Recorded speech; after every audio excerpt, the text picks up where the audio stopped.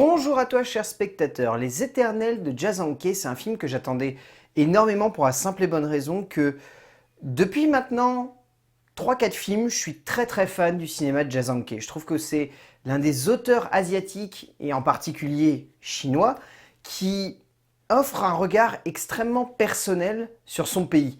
Parce qu'il y a très peu d'auteurs qui sont capables, entre guillemets, de porter un regard politique sur un pays comme la Chine. Parce que la Chine, si jamais t'es pas dans les gonds ou que tu respectes pas un petit peu le pays, t'as tendance à être un petit peu mis de côté. Et Jazanke, il a très bien réussi à échapper à ça. Et c'est pour ça en fait que chacun de ses films, je les attends au pied levé en me disant mais ça va être des grosses claques. Le résumé pour faire simple, Kiao et Bin forment un couple qui domine la petite contrée de Shaanxi, où ils ont réussi à s'imposer par le biais d'un magnat de l'immobilier. Mais lorsque Kiao s'interpose lors d'une guerre de gang et se retrouve en prison, elle n'imagine pas comment sa vie va basculer. Et une nouvelle fois, c'est une claque. C'est pas forcément une claque à la hauteur de Touch of Sin ou Au-delà des montagnes, pour citer ses derniers films, mais c'est une œuvre qui est vraiment très dense. C'est un film qui a nécessité 3 ans de travail pour le cinéaste chinois, qui au-delà de ces 3 ans de travail a été visiblement un bordel narratif, parce que dans son introduction, parce que oui, le film a l'air d'être tellement dense en fait que Jazanke introduit le film, ce qui est une chose très rare dans les salles de cinéma, mais il y a une petite introduction de Jazanke qui essaye de nous contextualiser en fait l'œuvre. Et à partir de ce moment-là, je me suis dit wow, qu'est-ce que ça va être que ce truc? Ça va être un truc beaucoup trop dense et je pense que je vais pas tout capter. C'est un petit peu le cas, on ne capte pas forcément tout dans Les Éternels. Il y a des moments où on est un petit peu perdu et on se dit qu'est-ce qu'il essaye de me raconter, Jazanke? C'est un petit peu trop vague. Et c'est en fait le plus gros défaut de cette œuvre qui veut être tellement dense, tellement immense, tellement grandiose, tellement puissante, que par moments elle en oublie d'être à la hauteur du spectateur. Et du coup, nous, en tant que spectateurs, on trouve ça classe, on trouve ça immense, on trouve ça puissant, on trouve ça presque imposant. Mais on se dit également que un petit peu plus d'ouverture d'esprit dans notre direction, ça aurait peut-être été un peu nécessaire pour réussir à rendre ce film plus attachant. Je suis fasciné par le cinéma de Jazanke, car pour moi, à l'heure actuelle, il s'agit sans le moindre doute de l'un des auteurs les plus influents et les plus importants du cinéma chinois. Un cinéaste qui, bien au-delà d'avoir réussi à s'imposer à l'international grâce à des œuvres uniques, reste avant tout un auteur fidèle à son message sur la Chine et son évolution dans le temps. Sa nouvelle œuvre n'a pas emballé tant de personnes que cela au dernier festival de Cannes, et encore aujourd'hui, reste un métrage très critiqué. Et en soi, je peux comprendre pourquoi. Même si pour ma part, je reste fasciné devant la maîtrise du cinéma qu'a le cinéaste, et devant la puissance de son œuvre, même si d'un point de vue dramatique, cela reste très bancal. Alors en termes d'écriture, on va tout de suite éviter de trop pointer du doigt les points négatifs, mais en fait, le principal souci de Jazanke, c'est que son écriture est vraiment, par moments, mais hasardeuse et proche du bordel en fait. Pour la simple et bonne raison que Jazanke, c'est quelqu'un qui d'habitude est beaucoup plus clair, on va dire, dans la manière avec laquelle il conçoit la densité de son récit, ou en tout cas l'immersion du spectateur au cœur de cela. J'ai un peu la sensation que sur ce scénario-là, il a voulu faire un truc qui était beaucoup trop compliqué. Et que du coup, il manque quelque chose.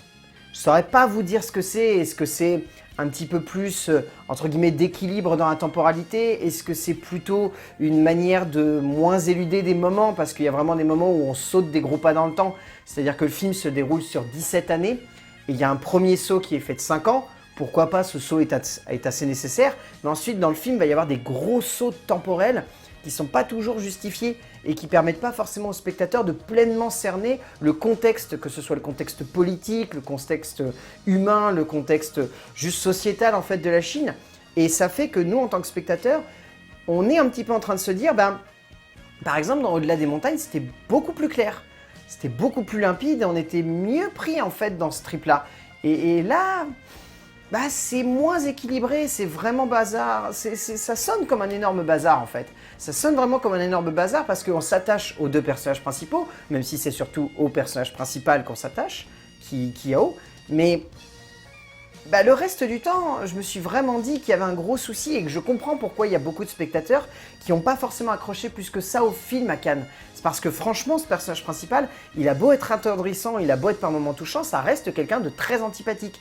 Et donc, entre guillemets, de pas facile à s'immerger et à comprendre en fait son point de vue.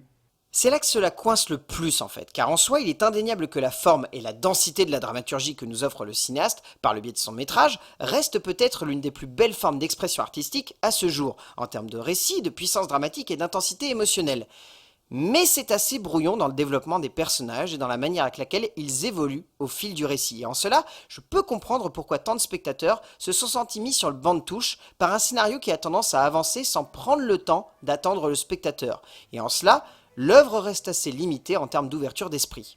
En termes de mise en scène, je ne sais que vous dire. Si ce n'est que Jazanke est quand même très fan de la disco des années 70, voire même de la disco plus orientée homosexuelle, parce qu'entre les Pet Shop Boys et ici les Village People, il y a clairement quelque chose. Mais en termes de mise en scène, c'est vraiment un film qui est sublime.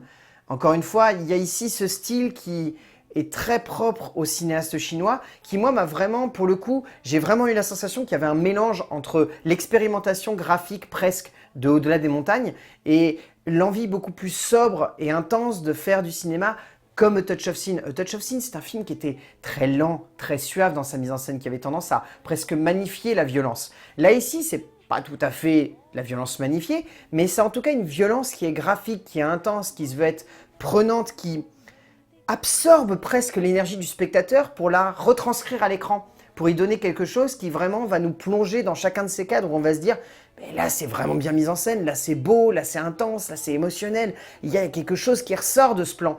Et c'est tout ce qui fait que la mise en scène de Jazanke est pour moi vraiment immense. C'est que même quand il fait des films qui, comme celui-ci, sont un petit peu déséquilibrés, sont un petit peu maladroits, sont pas forcément très justes dans leur composition de l'histoire, sa mise en scène est toujours là pour nous rappeler que c'est un grand auteur, que c'est quelqu'un qui, au-delà de savoir comment filmer la Chine et comment surtout la mettre en relief par rapport à des personnages, sait pertinemment comment surtout créer des plans esthétiques.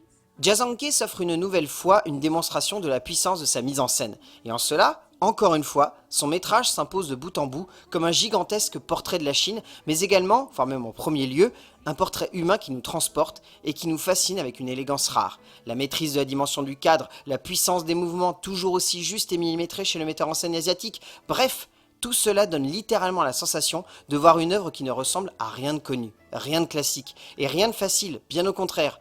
Il s'agit d'une œuvre rare qui se dévoile devant nous pour notre plus grand plaisir.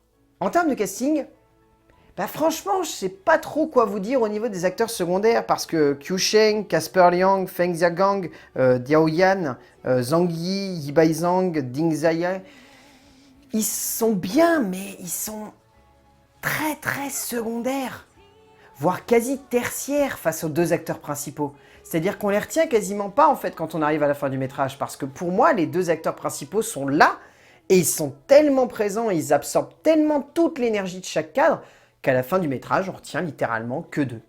Zhao Tao est tout simplement splendide, et si Liao Fan est plutôt bon, c'est vraiment elle qui illumine le métrage par sa présence et qui permet à nos spectateurs d'avoir un repère émotionnel clair. Au bout du compte, Les Éternels, si vous êtes fan de la filmo de Jazanke, il est possible que vous trouviez pas mal de choses à redire de ce film. Pour ma part, je trouve que ça reste un film très grand de la part du réalisateur chinois.